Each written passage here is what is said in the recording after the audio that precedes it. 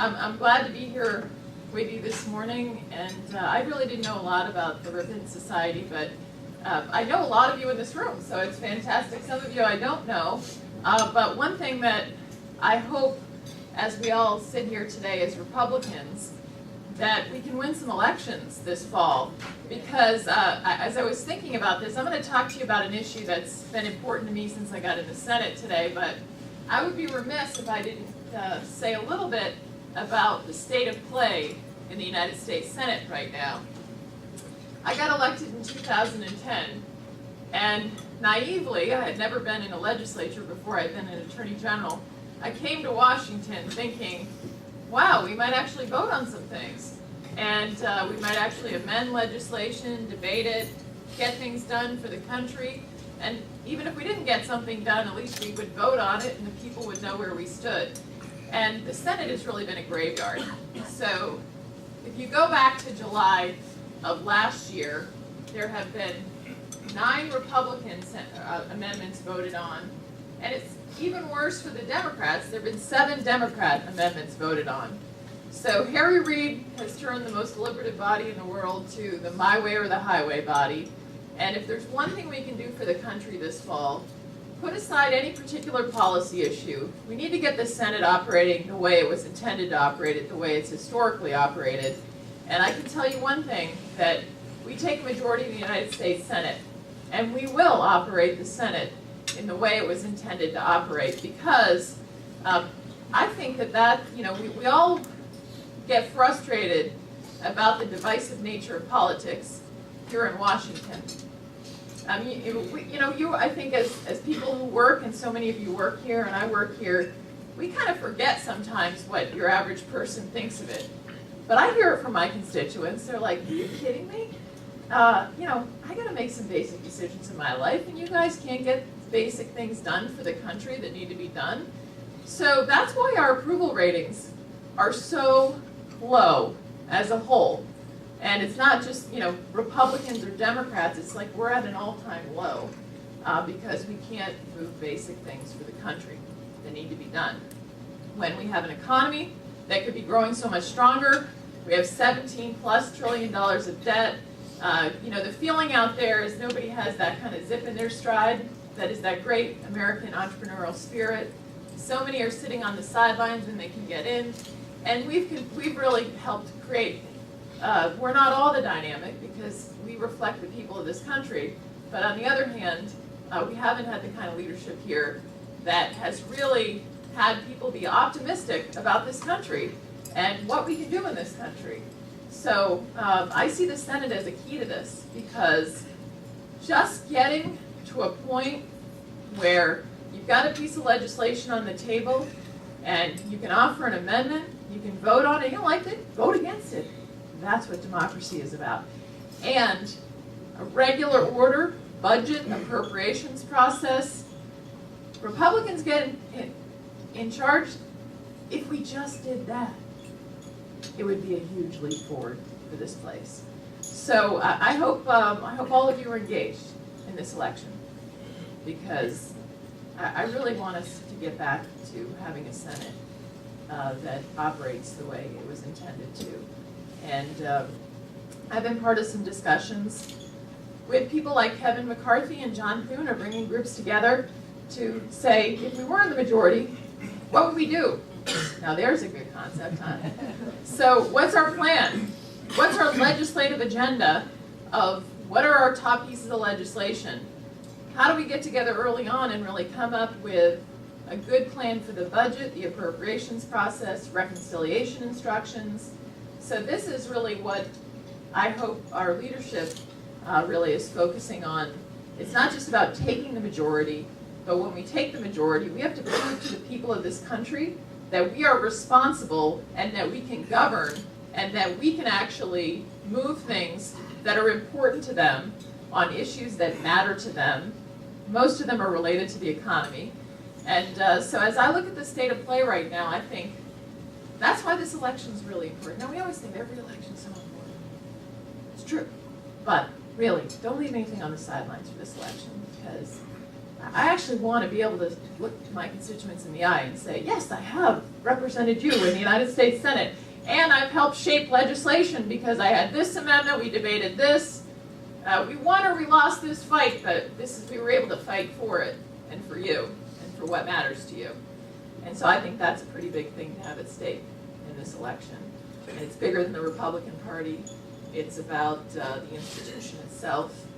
And I, for one, I'm a younger member here, especially by Senate standards. And I care about this institution because it matters to our democracy. And so that matters in terms of what happens.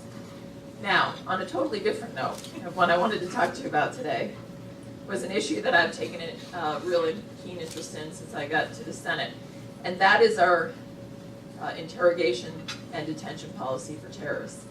I took an interest in this, I think, primarily, can't say that I ran for the United States Senate to have a focus on this issue, but having a background as a prosecutor and an attorney general, it really was kind of jaw-dropping to me, the way that the administration has gone so far to say, we're not the Bush administration, that we've gone to another extreme.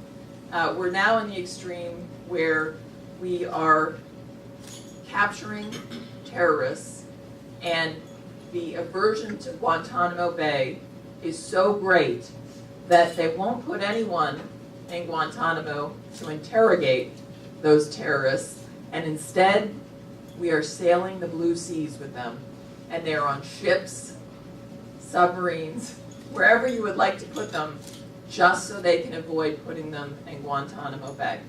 And why should it matter? Here's why it matters. What's the best way we can protect our country? Believe it or not, it's as a strong supporter as I am of our military, our foreign service, all of these things, the best way we can protect our country is to know what the terrorists are planning and up to.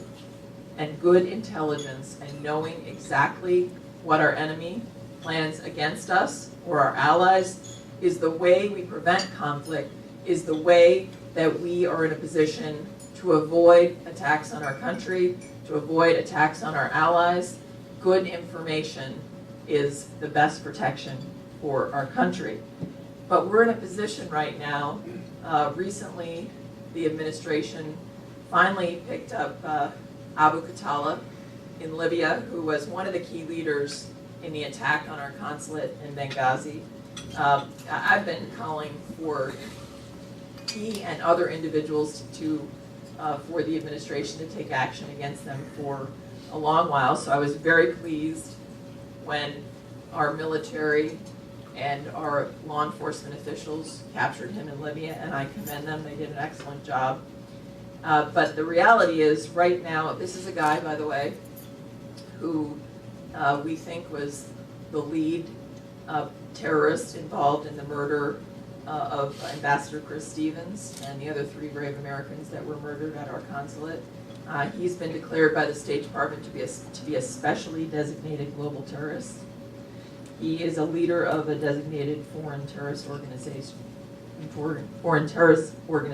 Ansar al-Sharia, that is an affiliate of Al-Qaeda, and he's on a ship right now. He's on a ship right now because the administration doesn't want to bring anyone to Guantanamo. Now think about the logic of that.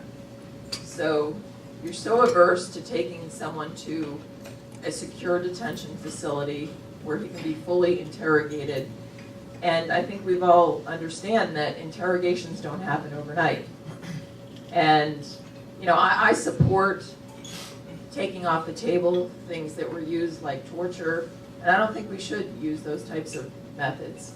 That said, I do think that we should use traditional interrogation methods and take as long as we need to make sure that we have the information from people like Abu Khatala to know not only what he did and what was his involvement in the attack on our consulate, but what else has Ansar al-Sharia been involved in? What else are they planning against our assets perhaps in Libya and other locations? What other connections does he have to Al-Qaeda? Who else is he involved in? And not surprisingly, if you're someone like him and you've been following even a small matter of what's happening in the United States, and you're on this ship, you know you're going to get off the ship, don't you? You know you're going to get off the ship pretty soon, because people like Warsami, another terrorist, was put on a ship. The sense of being on a ship and knowing that this administration is in a position that they don't want to put anyone in Guantanamo for interrogation. These guys aren't stupid. Why should they tell you anything? Why should they be in a position when they know this is going to be temporary? They don't know, they know that you're not going to be held certainly that long, compared to if you go to a place like Guantanamo where you don't know how long you're going to be held. Why give up the information? I wouldn't. Would you? I mean, especially if this has been your life's mission. So, I mean, we're really gone from a situation where the administration, in my view, is putting us in a position where we're less safe because we aren't maximizing our opportunities to gather intelligence from these terrorists. I mentioned the case of Ahmed, I can't pronounce his name, Warsami, a member of Al-Qaeda in the Arabian Peninsula and Somalia-based Al-Shabaab. And there's another one, Abu Anas al-Libi, who is accused of participating in the 1998 bombings of U.S. embassies in Africa. Rather than place either of these individuals in Guantanamo for interrogation, detention until we know what they know, they've rushed to interrogations on board Navy vessels, and then guess what? They're read Miranda. Once they're charged and brought to New York for trial, they get all the rights that every American does, and they're read Miranda. So you're a terrorist, and you have the right to remain silent. You have the right to counsel. Not exactly the good scenario to get the maximum information and protect our country. And that's why it's important that we understand that myself as a former murder prosecutor, I am all for the constitutional rights of defendants have in this country. But that system was not designed to gather intelligence. It's a different purpose. When we try someone in a criminal court, our purpose is to seek justice for the crime for which they are charged. Yes, the police interview that individual when they're charged with murder or some other crime, but their job isn't to find everything that they knew or every connection they've ever had. It's a very, very different purpose. And this administration has melded those two together and put us in a place where we are less safe. Another example, we saw a rush to interrogation with Abu Ghait, who was bin Laden's son-in-law and Al-Qaeda's spokesperson. He was brought very quickly to New York for a civilian trial. Now, I'm not going to get into the debate of whether we put him in a military tribunal for trial or we put him in a civilian for trial. I think we could have that debate. Some are probably more appropriately in a military commission, some are more appropriate for a civilian trial. But what I'm talking about is when we capture them, what is the length of interrogation that we are having and we are going to conduct of these individuals? Because that's the key to knowing what they know to protect our country. And that's the missing link with this administration, because every time we get into this discussion on the Senate floor, I have my colleagues from the other side come down and give me all the statistics about how successful civilian trials are. I get that. Yes, I want Abu Khatallah held responsible for the attacks on the consulate in Benghazi. We'll get there. But what I want to know first is, what does he know? What does he know about that attack? What does he know about other attacks against us and our interests? And that's the key piece that they are missing. So I have been offering legislation to address this issue. In fact, on the most recent appropriations bill, I have offered an amendment that would address we've addressed some issues involving the transfer of people from Gitmo, which is another entire issue that I think needs to be addressed. We have a 29% re-engagement rate from Guantanamo. And this administration, again, is so anxious to close Guantanamo that they are looking for ways to transfer people. And when you look at the Taliban dream team, the 5 that were traded for Sergeant Bo Burkle, all of those individuals were recommended by the Guantanamo Task Force for detention, for indefinite detention, because they were dangerous, right? And we have a situation where this administration, that's just the beginning. They are looking for ways to transfer people out of Guantanamo, and many of them are very dangerous, are going to get back in the fight. And so one of the amendments I have to the appropriations bill, if we ever get to any of these amendments, along with Saxby Chambliss, who is the ranking Republican on the Intel Committee, would prohibit those who are recommended for indefinite detention by the Guantanamo Task Force. And by the way, these are the experts. These aren't some politicians in Washington. These are the people who are the military experts, the law enforcement experts, the corrections experts. They brought them all together in this task force. They created this task force. This is their administration's recommendation based on the experts. And we shouldn't be transferring the people who have been recommended for indefinite detention. Why? Because we just can't assure, if we transfer them to foreign countries, that they'll be able to hold them. Our record's not good on that regard.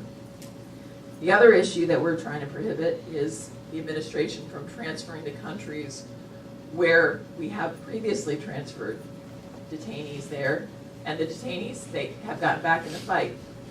Guess what? If you have a record of not being able to follow through to keep secure detainees you said you could keep secure, we shouldn't transfer you there. It's pretty common sense. But guess what? The administration opposes all of this because they are desperate to close Guantanamo. They don't have an alternative plan. And in the end, this is about the protection of our country. So that's why I've been engaged in this issue. I think if the administration would admit it, there was a great op-ed yesterday in the Wall Street Journal where the Wall Street Journal rightly pointed out that essentially the administration has adopted Bush policies. They just don't want to admit it because they don't want to send anyone to Guantanamo. But by putting these terrorists on ships, they're acknowledging the fact that you can't just transfer them in the civilian system because you've got to read them Miranda. And so they're coming up with these temporary places where they can put terrorists to try to interrogate them, to gather information, protect the country. But it's totally insufficient to put them on a ship. And so they should just come clean and say, you know what? The Bush administration was right. If we can't interrogate these individuals, we're not going to get the information that we need to protect our country. But again, I don't think we'll see any admissions like that by the administration, and we'll continue to see people on ships instead of where they belong, in a secure detention facility that is designed and is safe and is in a permanent location that people can be interrogated fully to make sure we know what they know before they are transferred either to the civilian system or to the military commission system. Because that is the #1 responsibility we owe to the American people when we capture a terrorist, to make sure we gather the intelligence that person has to prevent future attacks on this country. That is how we're going to prevent another 9/11. Intelligence is how we're going to do that. And when we lose opportunities, we are really not doing a service to the American people. In fact, I think for political reasons, we're not doing the right thing. So I'm going to continue to pursue this issue. I am not confident that I'll get any votes on my amendments, but maybe if we win the Senate in the fall, I will get some votes on these issues, because there's a few Democrats on the other side that are kind of nervous about this too, and I think we might be able to get some of this passed. So thank you for having me. I'd love to answer any questions you have.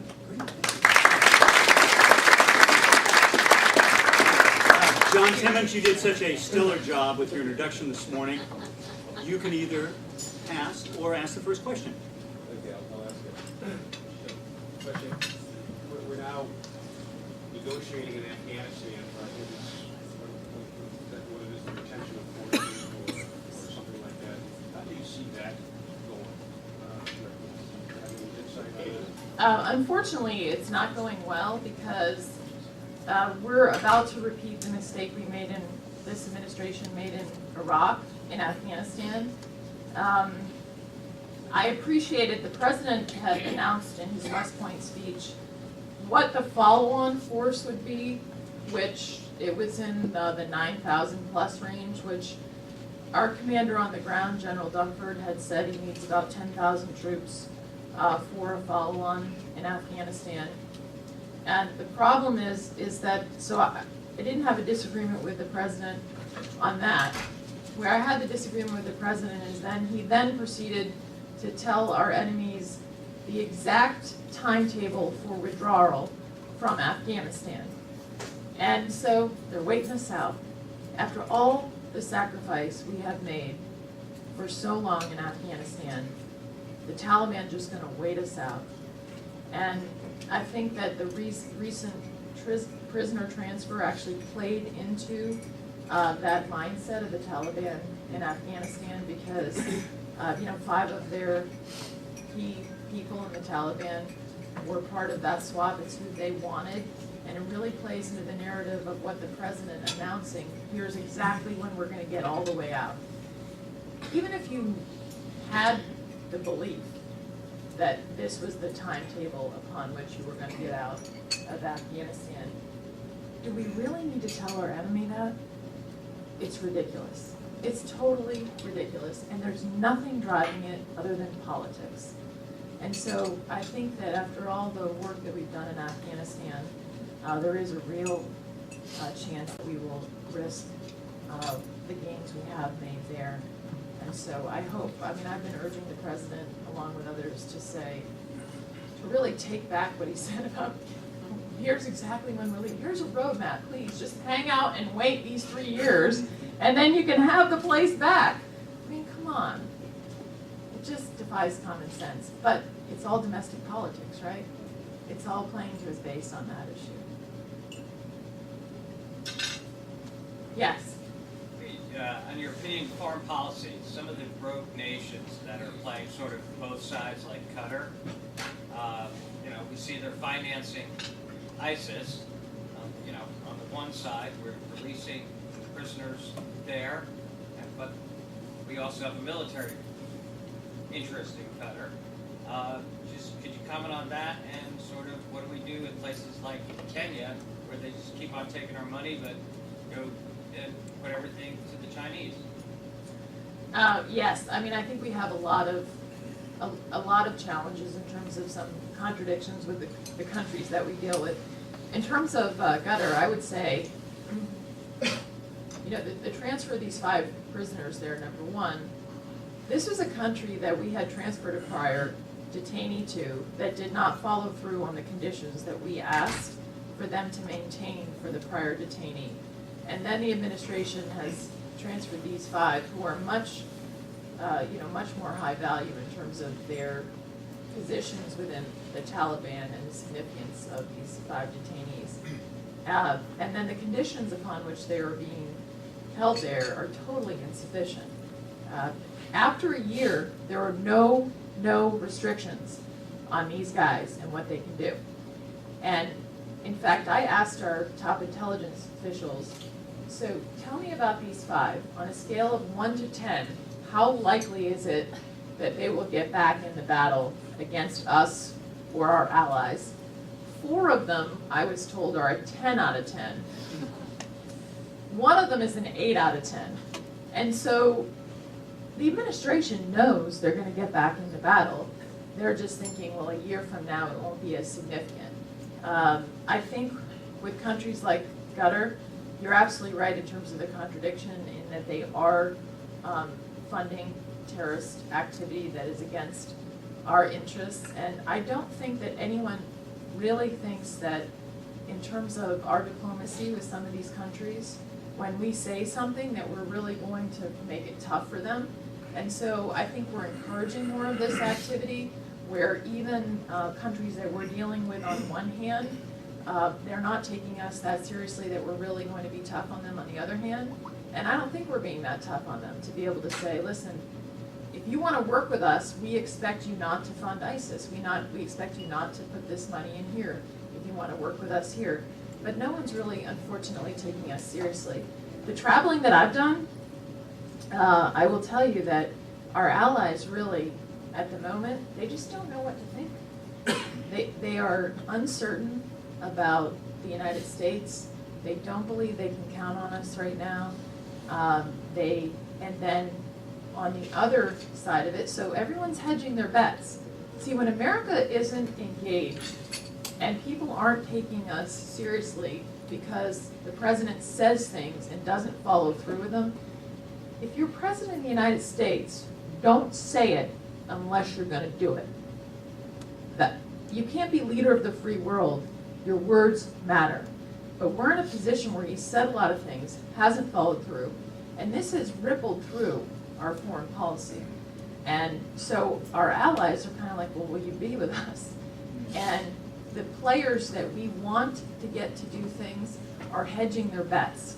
So you have, of course, everyone's hedging their bet with China, with Russia.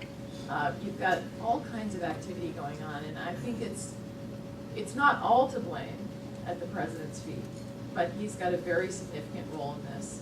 And part of it is that people are not taking us with the level of seriousness that they should take the United States of America. Yes?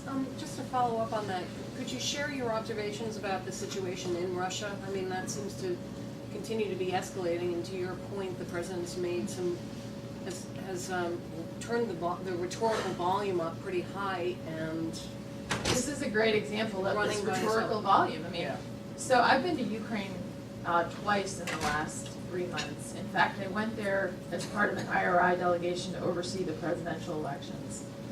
And I'm also worked very hard on legislation with Bob Corker that would impose tougher economic sanctions on Russia for not only their annexation of Crimea, but also the activities that they've been engaged in to destabilize eastern Ukraine, as well as providing support for the Ukrainian military that has been gutted, as well as energy policy and expediting export terminals, things that we need to do as a longer-term project with our energy policy that would help us push back against Russia. So the president keeps saying, there are going to be costs if Russia does anything more to destabilize eastern Ukraine. Well, guess what? In the last 10 days, there were Russian tanks in eastern Ukraine. They shot down an aircraft carrier and they killed 49 people. It's escalated big time there. Now, over the last day and a half, the president of Ukraine, President Poroshenko, who I had the chance to meet when I was there, has been talking to Putin, and they've got a so-called ceasefire right now in eastern Ukraine. But you know what? Putin has him over a barrel because he's getting no support. We're getting some IMF stuff, but we're not giving them the things they need for their military. They need anti-tank, they need anti-aircraft, night vision goggles, body armor, communications equipment, and we've gotten them meals. Well, I was there, people eat pretty well there. That's not what they need for their military. And so where else does he have to turn, right? So here's our opportunity with a country that wants to be connected with Europe and us. And the president has not followed through with what needs to be done in Ukraine. And why does it matter? I can't believe that we are hesitant to give the Ukrainian military anti-tank, anti-aircraft, some basic communications equipment, NVGs, some basic small arms. They gave up their nuclear weapons under the Budapest Memorandum. It was an agreement between the United Kingdom, United States, Russia, and Ukraine. They gave up their nuclear weapons for an agreement to respect their sovereignty of all the parties, security assurances, and now we won't even give them basic military equipment. Who is ever going to give up their nuclear weapons again that has any bit of rational logic on this? So this is, I think, a great example where the president keeps talking about costs, but he has not followed through. And so the message is, for people like Putin, is I can just do whatever I damn please, because this president, the United States, they're not going to do anything about it. And then our allies in Ukraine, by the way, the people of Ukraine, they love America. This is not like the Middle East where you're kind of like, I'm not sure they feel about America, but they love America. And we're putting them in a position right now where they have to really, probably in the end, they're going to have to do a lot of what Putin wants them to do, even though it's not going to be good for Europe and it's not going to be good for that, the sovereignty of that country. It's unfortunate. Last question, Sarah. Yes. Oh, I'm sorry, Oh, Joanne. Joanne. I just had a question on your home state politics with the Senate race and how you see that looking. Yes. So, I've endorsed Scott Brown, and I think that this race has gone from a race that we had no chance to a competitive race. New Hampshire's a really interesting state. We are very much a purple state. Sometimes we can even be a blue state. It's a tough state in that regard, but it's a very different state from Massachusetts and many other states in New England. In a midterm election, the dynamics in New Hampshire are very different than a presidential election. And as we look at what's happening on the ground in New Hampshire, the energy, I think, is on the Republican side. The healthcare law has not gone on well in New Hampshire. Right now, we have one insurer on our exchange, and 10 of our 26 hospitals have been excluded from that exchange. So we've gotten a lot of correspondence of people who lost their doctor, their health plan, paying more, and I think that'll be a very important issue in this election. So this will be a tough race, no question. Senator Shaheen, I think she's well liked in our state. She has a long political history and certainly works hard for people in New Hampshire. So, but I really think that on some of these big picture philosophical issues, healthcare being at the top of the list, but also the president's number, he won New Hampshire in 2012 by 6 points. He is now well underwater in New Hampshire. And so this is going to be a very important driver in the election with the enthusiasm who comes out in the election. So I think you're going to see it be a very competitive race.